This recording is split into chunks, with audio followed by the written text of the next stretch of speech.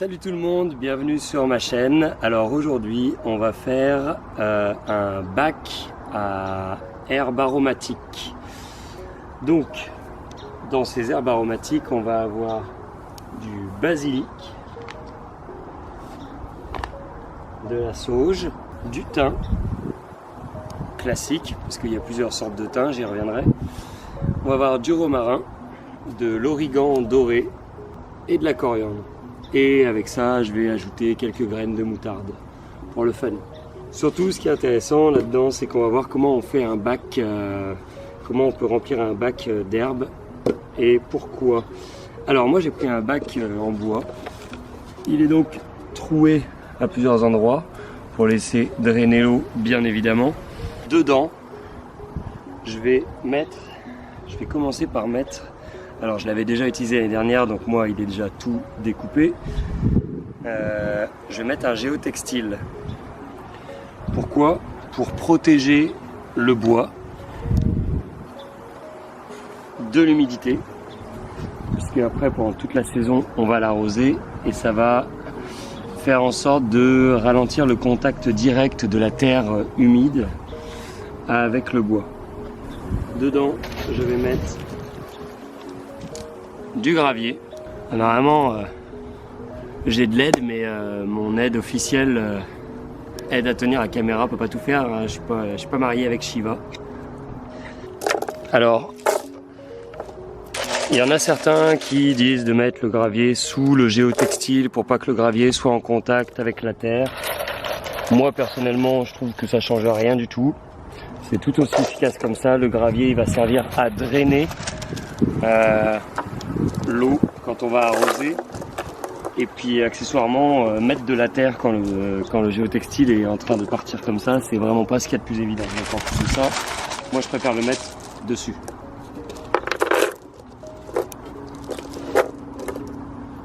Bon, je pense que je vais être dans l'obligation de réclamer les petites mains qui sont en train de tenir la caméra et je vous reviens juste après. Alors voilà, on a mis notre gravier, notre caillasse dans le fond pour bien drainer. Le tissu, lui, le géotextile, il tient bien en place. Il arrive à peu près sur les bords du pot pour bien protéger de l'humidité de la terre. Et maintenant, justement, on va mettre la terre. Encore une fois, je vais avoir besoin de mes petites mains. On fait comme on peut. Donc je vous reviens tout de suite quand on a fait la terre. Alors on a mis la terre. Vous m'excuserez si vous n'avez pas pu voir comment on met la terre, mais vous devez être assez grand pour savoir mettre de la terre dans un bac. Bon, maintenant on va mettre donc nos plantes. De la terre il faudra en rajouter après, mais pour l'instant on va commencer par mettre nos plantes. Je vais commencer par lui, le basilic.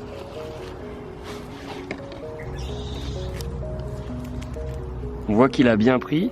Je rappelle, je l'avais dit dans une vidéo précédemment, lui je l'avais replanté, je l'avais eu dans un panier de nourriture qu'on nous avait livré à la maison, et je l'avais replanté parce que j'en avais pas besoin immédiatement.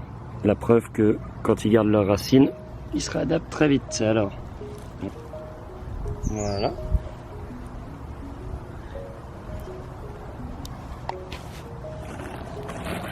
Je vais rajouter tout de suite un peu de terre.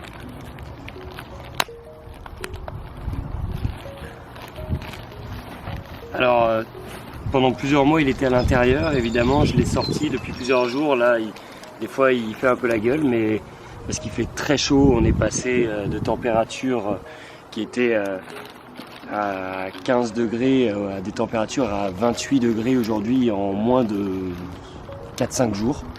C'était extrêmement rapide. Donc, c'est sûr que pour l'acclimatation des plantes, c'est un petit peu dur. Mais là il commence à être ok, donc je suppose qu'il va aimer sa transplantation. Ensuite je vais mettre du thym. Alors ça c'est du thym d'été, dépendamment de là où vous allez acheter votre thym. On peut lire du thym d'hiver, du thym d'été.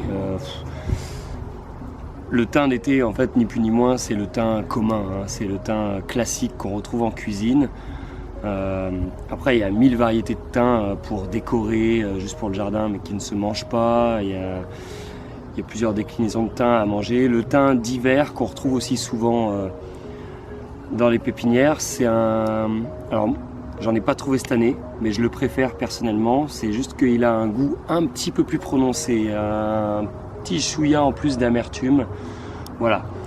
Mais si vous voulez savoir la différence, c'est ça principalement. Mais globalement, pas une différence énorme. Donc du thym d'été que je vais aller placer à côté ici.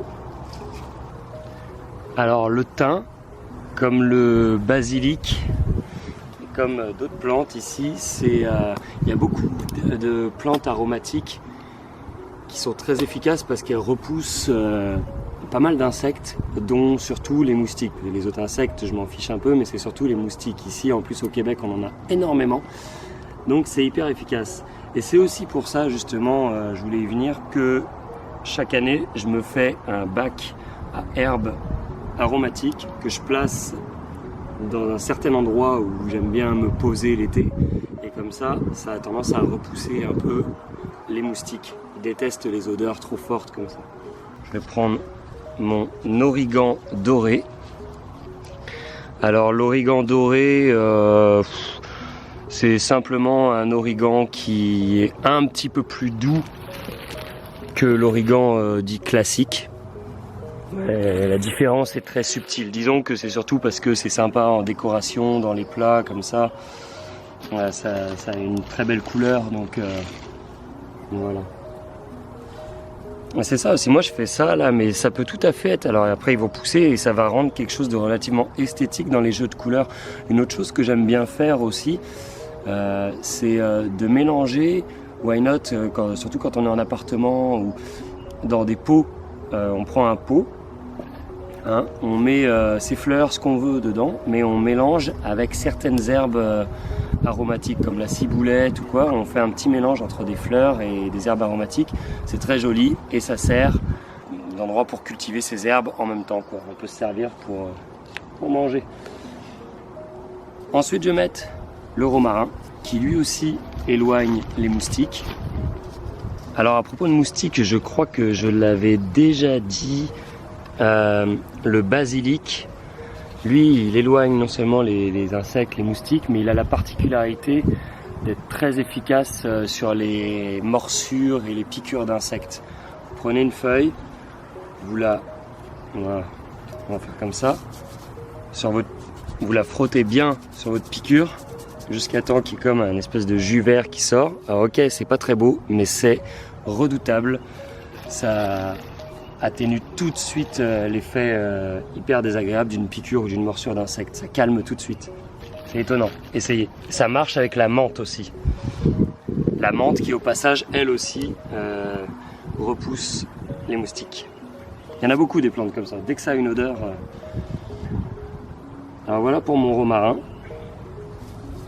Ensuite, je vais y aller avec la coriandre.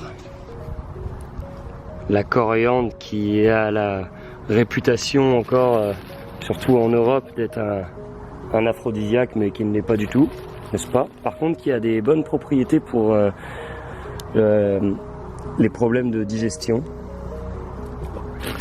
Tout comme l'origan d'ailleurs. C'est très bon pour ça, et au passage l'origan, même pour les intoxications alimentaires du genre E. coli, c'est extrêmement efficace. Voilà, ça peut toujours servir à certains.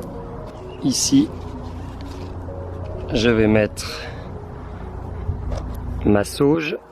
Et tout ça, c'est des plantes ensuite que je vais mettre dans un endroit qui va être, ok, exposé au soleil, c'est sûr, mais pas trop non plus. Les plantes aromatiques, on sait que ça aime le soleil, mais c'est pas non plus, c'est pas des plantes tropicales non plus. Hein, donc, quand même, soleil, mais pas trop direct de préférence. Alors la sauge, c'est aussi très efficace pour tout ce qui est maux de gorge. Moi, ça me sauve pas mal à chaque hiver. Dès qu'on a des angines, des maux de gorge comme ça, les ganglions là ici, c'est ultra efficace pour ça. De la sauge, du miel, du citron, c'est terrible. C'est beaucoup plus efficace qu'un grog. Contrairement, parce que je sais que beaucoup de gens ne jurent que par le grog, mais sérieusement, une tisane à la sauge avec du miel et du citron, c'est beaucoup plus efficace pour soigner les maux de gorge qu'un grog. On s'entend que le grog, c'est un bon argument pour on se soigne avec... voilà, une bonne excuse. Donc, j'ai planté toutes mes herbes, elles vont repousser, faut pas s'en faire, elles ont l'air un peu timides comme ça. Ça va aller bien vite. Lui, je vais lui mettre un petit tuteur, on va l'aider un petit peu dans sa vie.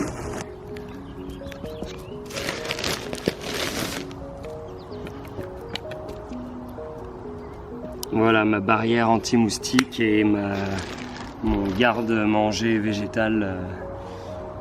J'adore cuisiner avec toutes les herbes. Du romarin. Du romarin sur des pommes de terre au four, là, c'est tout simple, c'est excellent. Pas chercher loin des fois dans les recettes.